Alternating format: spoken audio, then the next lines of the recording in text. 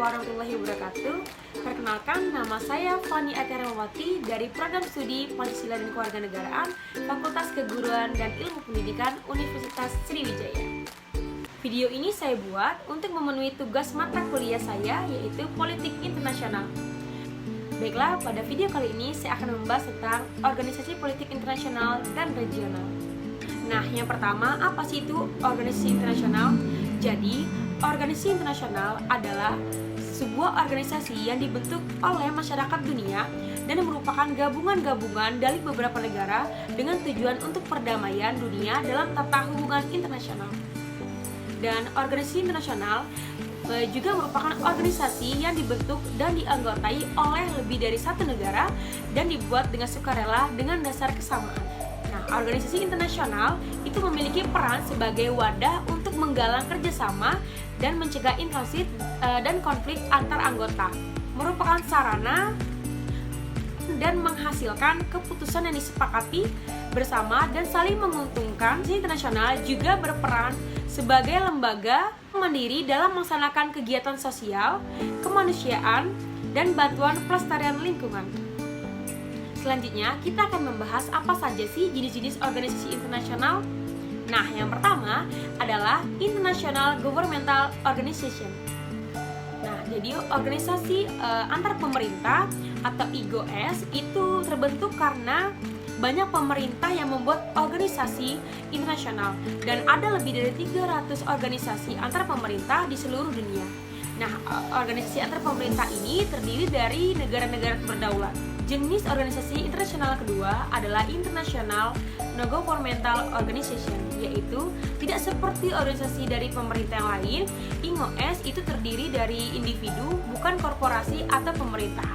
IGOS itu melayani berbagai fungsi dan mewakili berbagai kepentingan aktor non-pemerintah dan yang merupakan organisasi yang tidak memiliki afiliasi dengan pemerintah tapi memainkan peran penting dalam politik internasional. Jenis yang ketiga adalah korporasi multinasional, yaitu kelompok bisnis yang melakukan operasi usahanya di lebih dari satu negara.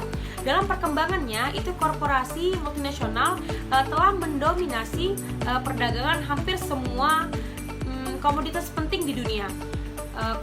Komponennya itu terbentuk itu melalui struktur MNC. Dan yang keempat, itu organisasi non-profit.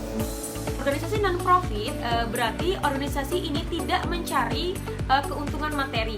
Jadi lembaga non-profit itu biasanya memiliki fokus atau minat yang sama seperti lingkungan, bantuan kemanusiaan, bahkan hiburan. Nah, salah satu contohnya yaitu seperti National Geographic Society, yaitu salah satu lembaga ilmiah pendidikan yang terbesar yang di dunia.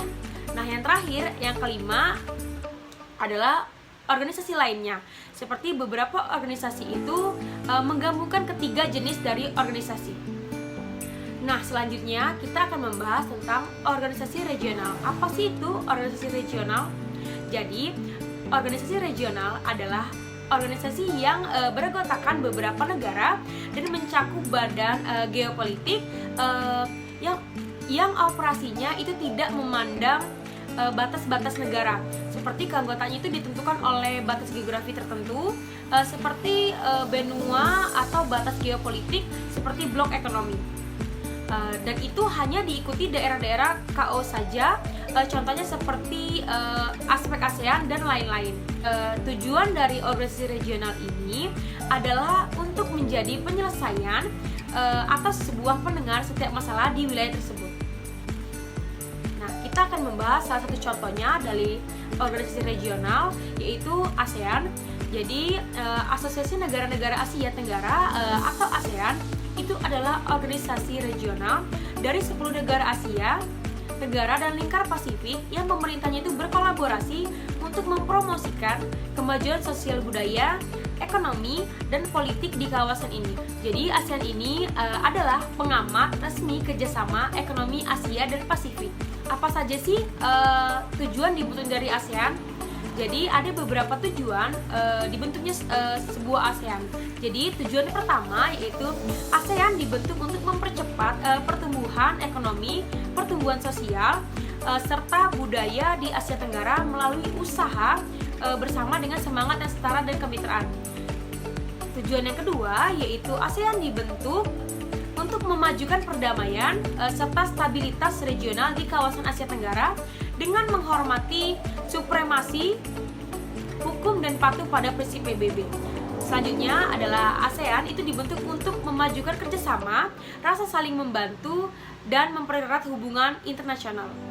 Dan masih banyak lagi tujuan-tujuan dibentuknya ASEAN. Yang terakhir yang kita bahas, siapa saja dari anggota ASEAN tersebut. Nah, jadi ASEAN saat pertama kali dibentuk hanya memiliki 5 anggota pendiri.